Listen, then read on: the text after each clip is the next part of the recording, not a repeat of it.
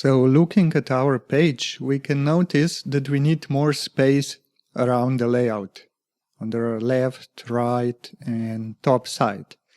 And we could use margins for that. For example, we can select the body element and then we add 40 pixels of margin on each side. But there is a better way. We can add spacing to our existing CSS grid on the body element. And the benefit of that is that we can make the spacing dynamic. So first let's set the body margin to 0, so that our grid takes up all the available space on the page. And then let's open the grid editor, and to add the spacing on the sides, we add one column at the beginning and one column at the end of the layout. And we need to specify the size for these columns, so let's try with 50 pixels.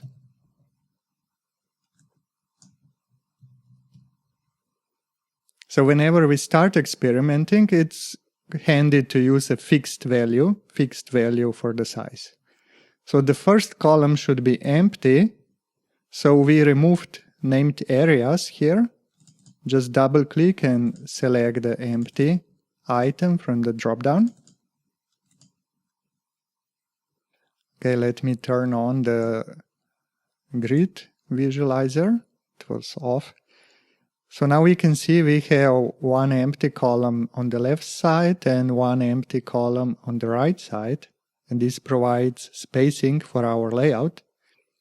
And we can make these sizes of these columns dynamic, for example 5%.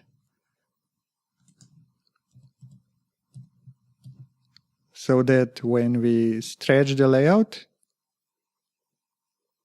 the spacing will also adjust accordingly. So this is 5% from the whole width of the body. Still, if we take a look at how the layout will look on like large device, it's not the best. The content is too stretched out. The lines of text are too long, making it hard to read. So we need to fix the size of the content column somewhat. For example, we could just fix it to a fixed value, like 400 pixels. But then our layout becomes too static. Now there is a lot of space here, but it's not used. Everything is here fixed at 400 pixels. And luckily, CSS Grid offers a bunch of smart sizing options.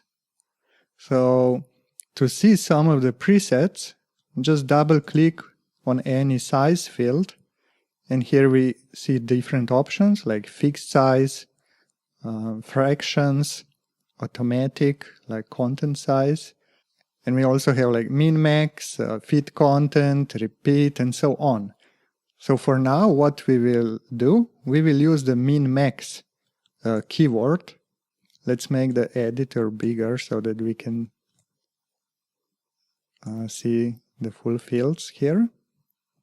And min-max has two parameters, the minimum size and the maximum size of the column or row. And the actual size of the column will be between these two values. So let's set the minimum size to 300 and the maximum to 600 pixels. And what this does is it makes sure that our content doesn't shrink too much, but also that it doesn't grow too much on large devices. So it's just what we wanted to achieve. But we can see that the size of the grid is kind of fixed. It ends here, and because if we look at the values here of the column sizes, they're all fixed size. So 5% and plus 5, that's 10.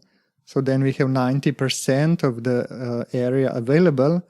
And then this takes up maximum 600 plus 200, 800 pixels.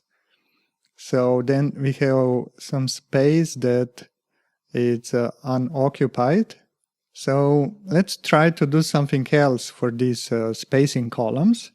That's a very good opportunity for using the fraction unit. So let's put one fraction here and one fraction in the last column. We can see that the empty space is now equally distributed on the left and on the right side. And if we increase the layout even more, then again these two left spacing and right spacing remain proportional. And if we go down, it also works okay. And we can also change the distribution.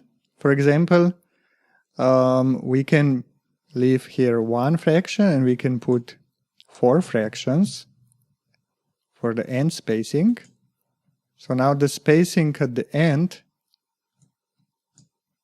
will be larger than the spacing here on the left side. Because as we know, the fraction units distribute the whole available space. For example, here we have a total of 5 fractions, 1 plus 4. So the empty space is divided into 5 fractions. And then of those, 1 is assigned to the first column and 4 are assigned to the last column. And now we just need some spacing on the top. Let's insert a row. And again, let's remove the header. Oops. What happened? It's not as bad as it looks. One rule of named areas is that the areas has to be rectangular. And in this situation, the header area is L-shaped. And the browser ignores the invalid named area declaration, and therefore our positioning is messed up. So we just need to clear out this other header, and then all areas are rectangular again, and the browser understands them, and our areas are back to normal. And let's set the size for the top. Maybe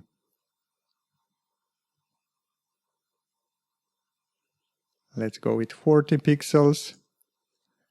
Grid really makes it easy to experiment with like the values here and with layouts and spacings. It's very nice. And of course, if we make like our device size very small, like mobile, we see that because here we have at least 300 plus 200, so that's 500 pixels. So the layout goes out of the screen and we get scroll bars here. And that's something we'll fix later with responsive media queries.